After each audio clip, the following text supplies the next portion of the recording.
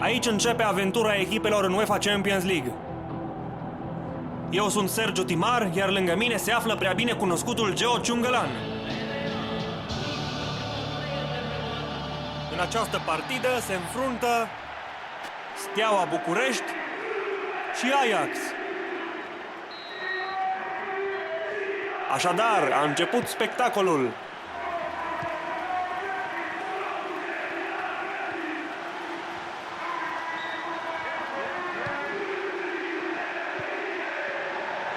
E o ocazie imensă.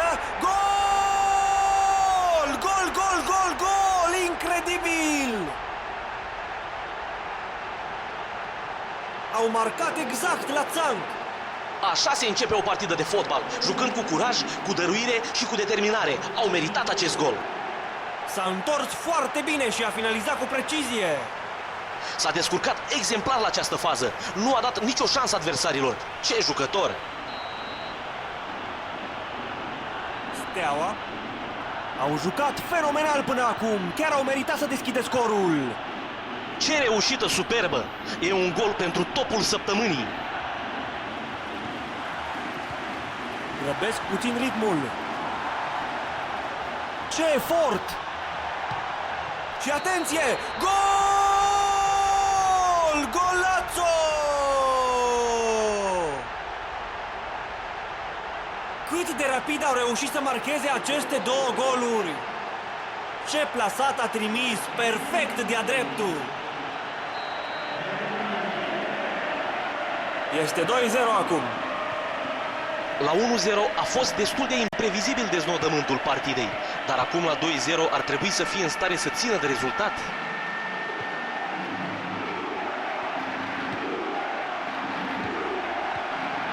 Popa! Joacă la siguranță!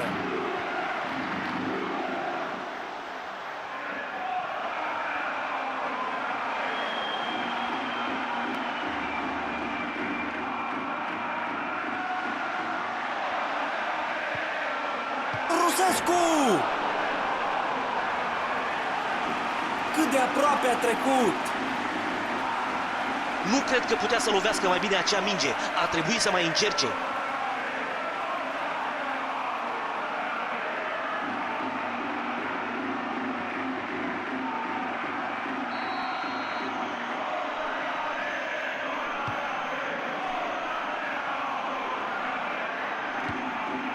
Bună preluarea! Arbitrul dă lovitură liberă. Este lovitură liberă pentru Steaua. Trimite spre poartă!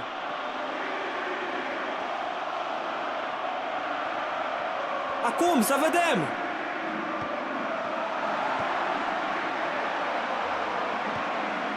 Și degajează tare!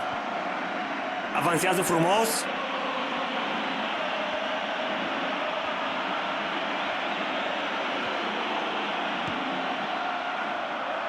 Frumoasă pasa. Intervenție ratată. Suntem abia la jumătatea primei reprize.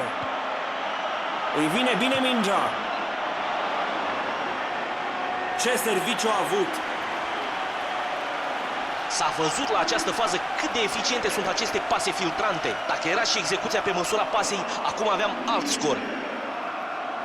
Raul Rusescu, care deja și-a demonstrat calitatea de marcator.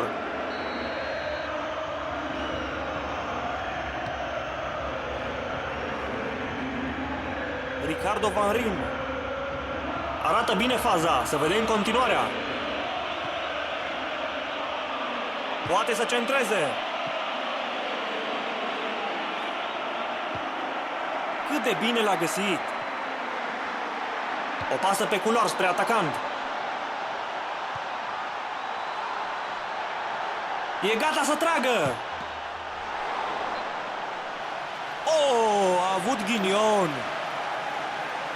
Pentru efortul depus, eu le-aș da nota 10, dar la capitolul precizie sunt catastrofali. Oare nu exersează șuturile la antrenament? Mă cam îndoiesc. Și centrează. Și e gol! Gol! Ce execuție fantastică!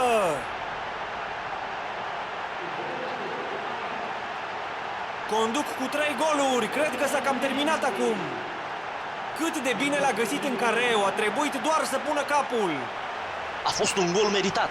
Efortul depus de acest jucător la această fază a fost fantastic. Chiar și-a dorit acest gol.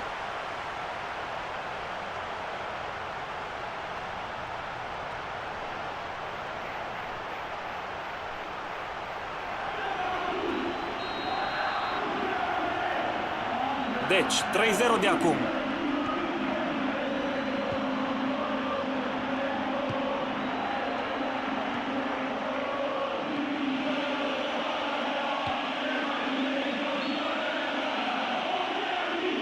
Arbitrul a fluierat, iar asistentul este cu fanionul ridicat. A fost prins în offside.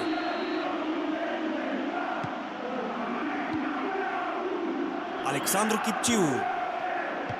Construiesc frumos. Alexandru Chipciu. Ocazie mare acum. A îndepărtat pericolul.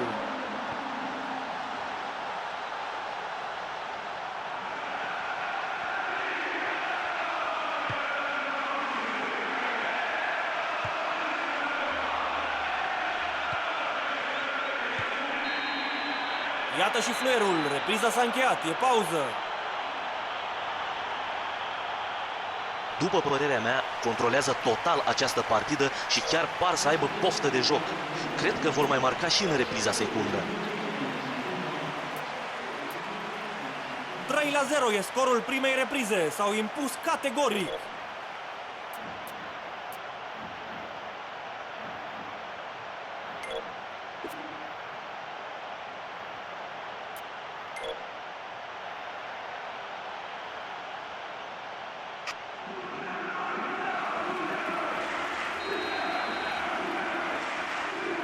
Sunt curios dacă această repriză va fi la fel de spectaculoasă ca prima. Steaua București și Ajax.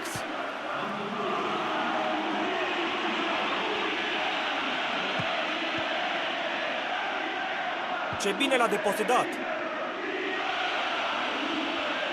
Sigurdsson a înscris, e gol!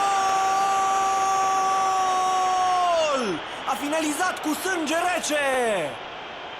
Acum diferența dintre echipe este de doar un gol. Foarte agil a fost la această fază. Fundașii au și ei vina lor la acest gol. Meciul reîncepe, iar diferența este de 2 goluri acum.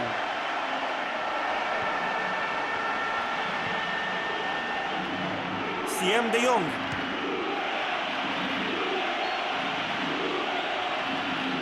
A trecut de apărare, dar tușerul are steagul ridicat. Este offside. Lucas Sucala. Pasă filtrantă. E o poziție bună.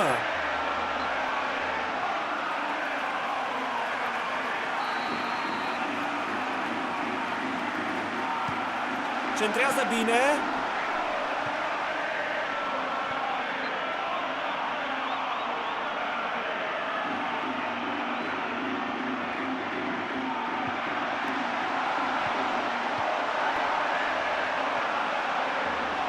Nu asta a vrut să facă.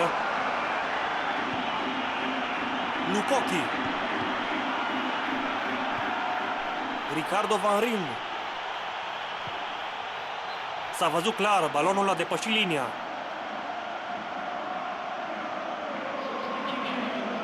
Ricardo Van Rijn.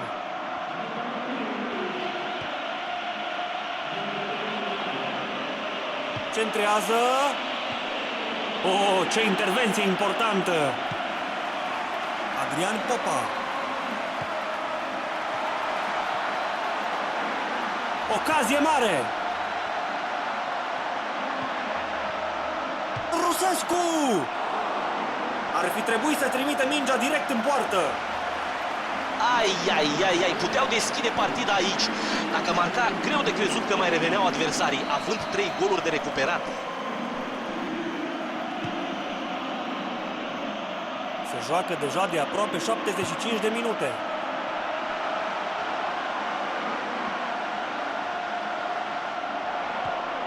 Bună preluarea. Siem de Jong.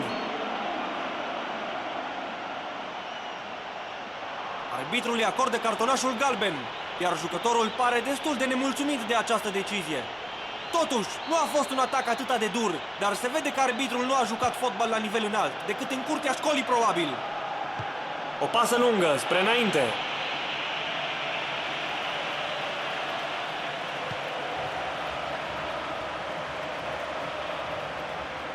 Christian Eriksen.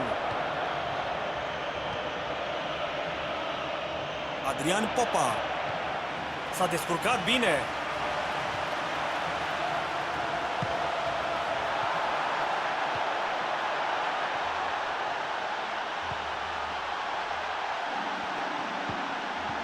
Tănase! Încă o încercare bună, dar e lipsit de șansă. Cred că au o problemă la finalizare. Își creează destul de ușor ocaziile, dar când e vorba de șut, totul se pierde. Și câștigă un corner în aceste ultime clipe.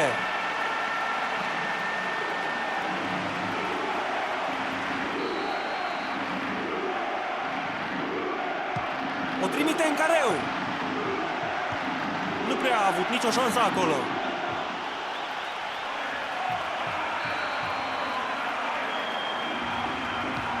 Centrează bine.